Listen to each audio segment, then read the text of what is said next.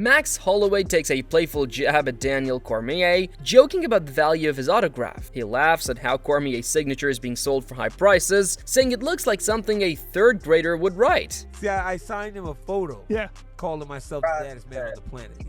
Terrible. The most terrible photos ever. The signature, too. You need to work on your signature. You don't like that? How the hell people selling your signature for that much amount of money, bro? I'm tripping. I'm like, this signature looks like a third grader wrote his name. So what happens is, I learned cursive. You youngsters didn't even learn cursive in school. I know you youngsters. What are you talking about? These youngsters, you guys didn't learn cursive. I learned cursive in school. So what you do is you sign your name. You don't just scribble a name like Max Holloway. Oh, I definitely scribble a name. Yeah, I learned that from my mom.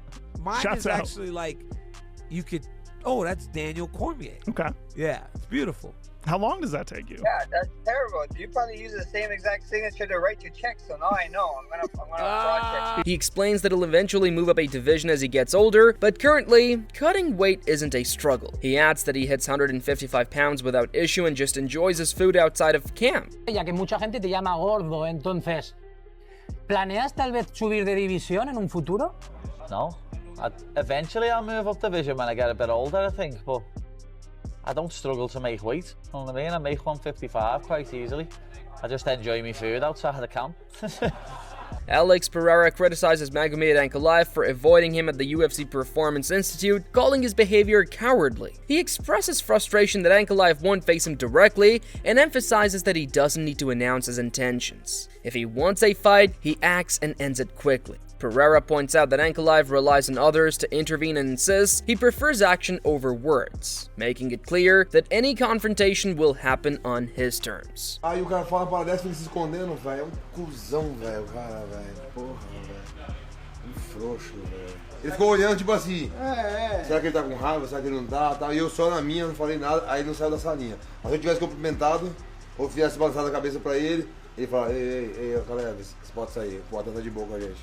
Não vai ter briga não. Mano, se eu for querer um dia fazer isso, brigar com alguém, velho, você acha que eu falo, vou bater nesse cara? Tá? Eu nem falo, velho. Eu nem falo, tá ligado? Eu só deixo. Na hora que vim, cumprimento o Globo, cumprimenta você, pá, se eu quero, eu quero pegar, é ali mesmo, toma, receba. Já era. Os caras ficam falando, sabe que os parceiros não vai deixar, tá ligado? E aí fica assim, me segura, senão, me segura, senão eu mato, me segura, tá ligado? Porra, isso não existe, velho. Se eu quero fazer a parada, velho, eu só fico quieto. Fica aqui na minha.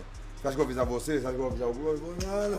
Vocês não vão deixar, velho. Charles Oliveira steps in to fight Mateusz Gamrot in the UFC's return to Brazil after Rafael Fiziev withdrew due to injury. On 11th October, Oliveira will compete in his home country for the first time in 5 years, aiming to rebound from a knockout loss to Ilia Topuria. Mateusz Gamrot shares his excitement and thoughts after learning he will face Charles Oliveira in the main event of UFC Rio, marking a huge opportunity in his career.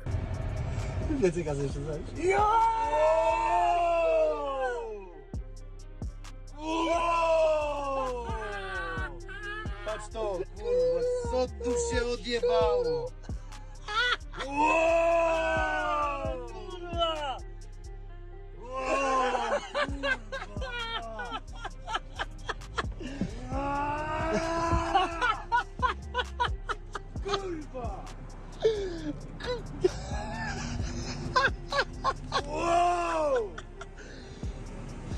Ja pierdolę, kurwa!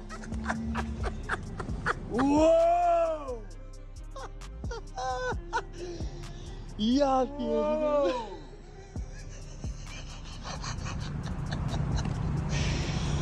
Oh! Rafael Fiziev reveals that a knee injury forces him to withdraw from his scheduled fight with Charles Oliveira. He explains that although he has undergone surgery before, he cannot push at full intensity, train properly, or wrestle without risking further damage. Fiziev emphasizes that he needs several months to fully recover and expresses disappointment about missing the fight in Brazil, calling it a dream matchup. He stresses that protecting his knee and completing proper healing is the priorities before returning to action. I also really like the feeling of I will be in charge of who I fight next and where it's going to be. I don't want to fight Umar, and I don't want to fight Pereira in the Middle East again. I want to fight them here stateside where they can deal with the travel and all of that stuff.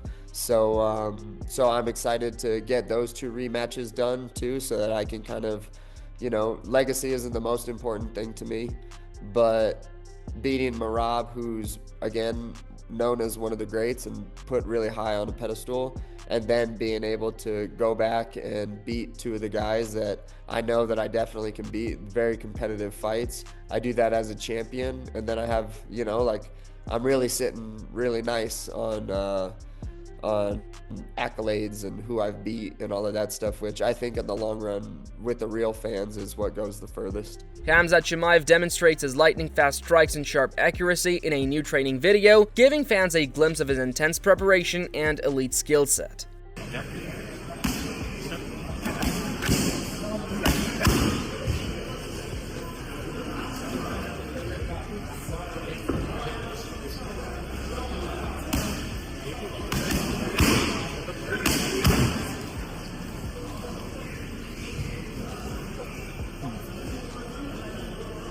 Corey Sandhagen outlines the first fight he wants after claiming the championship. He emphasizes his desire to have control over where and against whom he competes, preferring fights in the US rather than abroad. Sandhagen mentions seeking rematches with 2 fighters he believes he can defeat, aiming to solidify his legacy. He stresses that while legacy isn't his primary focus, defeating these top contenders as champion will strengthen his standing with real fans. Merab Dvalishvili's coach, John Wood, addresses claims that Dvalishvili is abandoning his style to hunt knockouts. He emphasizes that they aren't changing what got them to this point. Wood explains that while they're adding players to Dvalishvili's game, the core approach remains the same. What fans see in the cage reflects his daily work. He stresses they aren't forcing him to chase knockouts or avoid the ground. Any finishes come naturally from his skill and pressure. It's funny because I do these interviews and then I say something about, oh man, Rob is striking. He can knock people out. His submissions, he is subbing people in the gym. He is this, he is that, he is getting better.